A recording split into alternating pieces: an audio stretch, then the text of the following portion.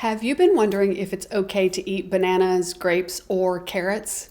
These are foods that women have often been told are off limits because of their high carbohydrate content, likely tied to their glycemic index. This video is about why that fear is often unfounded, what the glycemic index actually measures, why the glycemic load is a more useful tool for day-to-day food choices, and why even that doesn't capture the full picture. By the time you've watched this video and the others before it about how to achieve healthy blood glucose levels, my goal is that you will have a framework that is simple to use and more accurate than any lookup table to guide your food choices as you work to achieve healthy blood sugar levels. My name is Stephanie Dunn. I'm a registered dietitian and the founder of Feed Your Intention. I guide women to nourish their wellness and reclaim their wholeness. To start off, let's talk about what the glycemic index is. The glycemic index was originally developed as a research tool, primarily for managing diabetes, although honestly, I question how effective it has been given the progression of blood sugar regulation from insulin resistance through prediabetes before diabetes even needs to be managed, and that we'd like to stop this process a whole lot earlier, but I understand where they were coming from. Each food within the glycemic index is given a rank from 0 to 100. And the way that rank is determined is like this. For each food that is going to be tested, there is a population of people who are recruited to be part of the study. And they are told to fast the night before the study. They are then given the food to be tested to eat the following morning, and only that food. The amount of food they are expected to consume is the amount of that food that contains 50 grams of digestible carbohydrates. Once they've eaten that food, their blood glucose levels are then tracked for 2 hours following the complete ingestion of the food.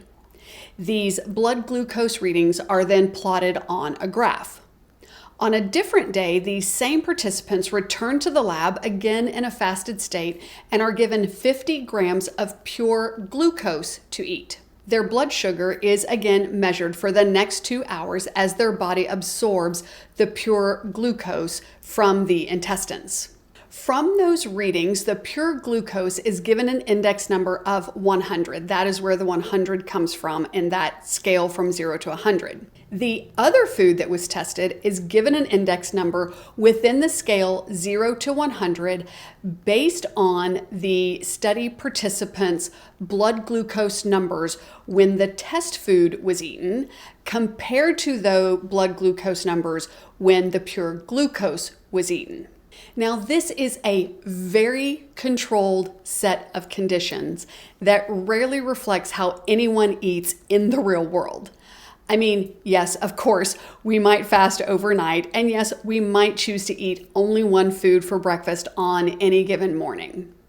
But I'd venture to guess that most of us don't eat just one food in isolation most of the time. Now, over time, the database for the glycemic index gets bigger and bigger as more foods are tested. However, not even all the entries for the same food line up. You can find different entries for the exact same food with a different glycemic index number. And that is because each time the food is tested, it is eaten by a specific population that were part of that study, and that number is the one that gets recorded. Whereas different people under different circumstances are going to have a different blood glucose response to the same number. So in addition to potentially being very confusing because there's more than one glycemic index entry for each food, the information itself can actually be misleading. So the 50-gram carbohydrate requirement is where the index breaks down for foods that are not concentrated forms of carbohydrate. So let's use grapes as an example. Grapes have a glycemic index of about 53. As I mentioned, there's more than one entry for grapes, and they happen over a range between something like 46 and 59. So I'm using the average, which is 53, and that is just below the moderate ranking on the GI scale. But to get enough grapes that you are consuming 50 grams of carbohydrate, you would need to eat approximately 190 grams of grapes, which is about 7 ounces or a very large bunch of grapes. If you are eating grapes for, say, a snack, you're probably going to have a handful of grapes, and that is going to be less than half of the amount that got measured when the glycemic index was determined. This same problem applies for carrots, and in fact to an even greater extent, because the amount of carrots you need to eat in order to consume 50 grams of digestible carbohydrates is just over a pound of carrots. And I actually don't know anyone who is sitting down to eat a pound of carrots. So it's not that the glycemic index is lying exactly, it's simply answering the question that's not really relevant for some foods, which is how much does blood glucose rise when a person eats an unrealistic amount of this food and nothing else on an empty stomach. Then came along the glycemic load, which was intended to correct the problem of the amount of food by considering a reasonable serving size for each of the foods. When you look up the glycemic load for grapes, it is approximately 7, which is definitively a low number compared to its glycemic index, which is on the verge of being a moderate level number. For carrots, there is a glycemic index of approximately 30, again for over a pound of carrots, but the glycemic load is approximately 2 for a normal serving size, which again is about the amount that you would put into a cupped hand.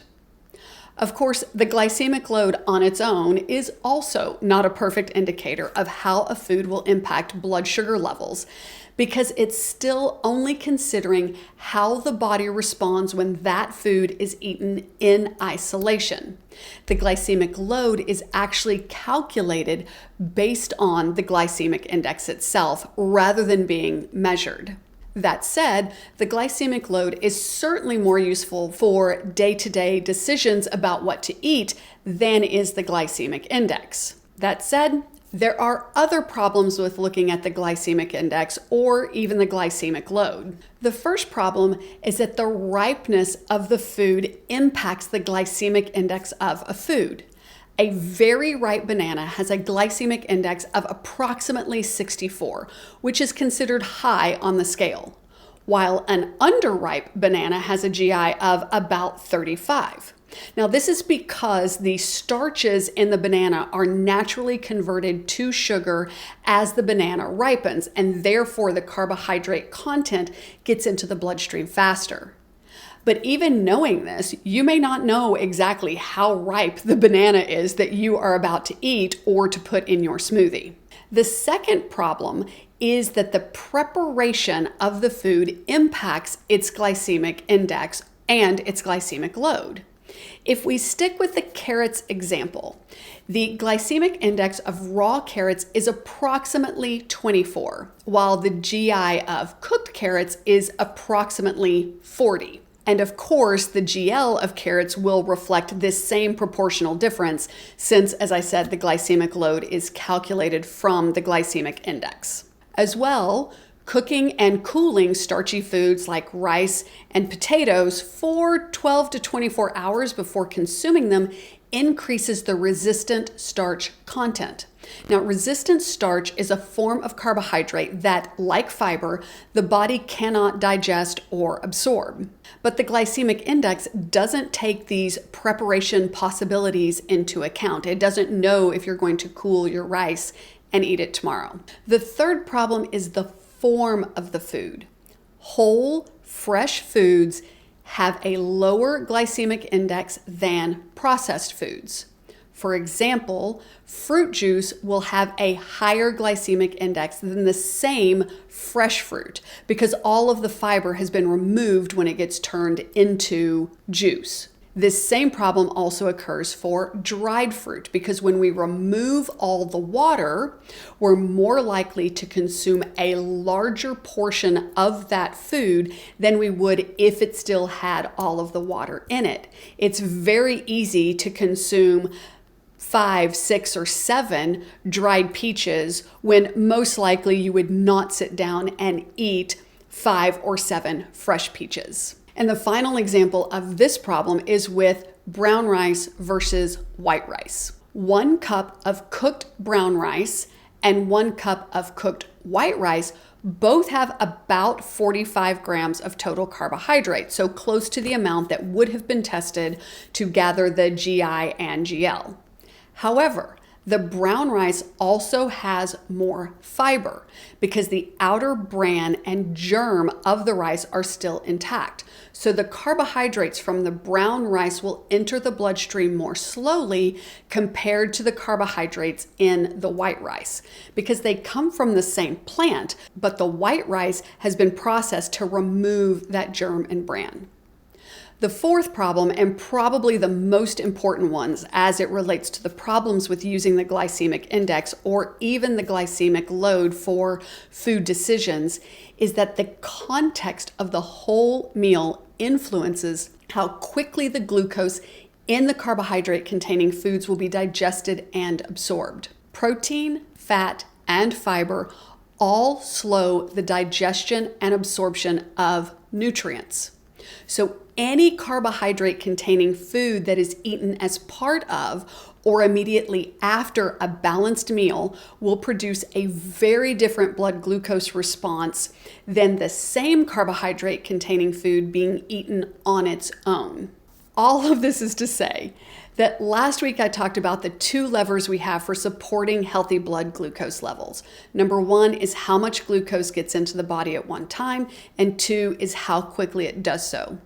The glycemic index and glycemic load can help us understand how much glucose a food contains and how quickly it will be absorbed, but only for foods that are eaten in isolation. The much simpler approach to managing your blood glucose levels is to reduce the number of starchy, sweetened, and processed foods that you consume, to reduce the total glucose load of any meal or snack, and to build meals and snacks with protein, fat, and or fiber in them to slow down how quickly the glucose gets into the bloodstream.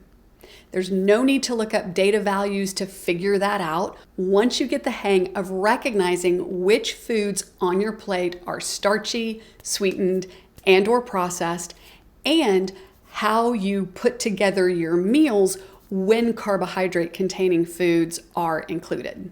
In the next video in this series, I'm going to talk about sweeteners in all their forms, including the ones marketed as healthier alternatives, so you can decide if and how to include them in your diet, because I have mentioned multiple times that sweetened foods can have a real impact on your blood glucose levels. So subscribe if you don't want to miss when that video comes out. That's all for me for this week. I wish you wellness and wholeness.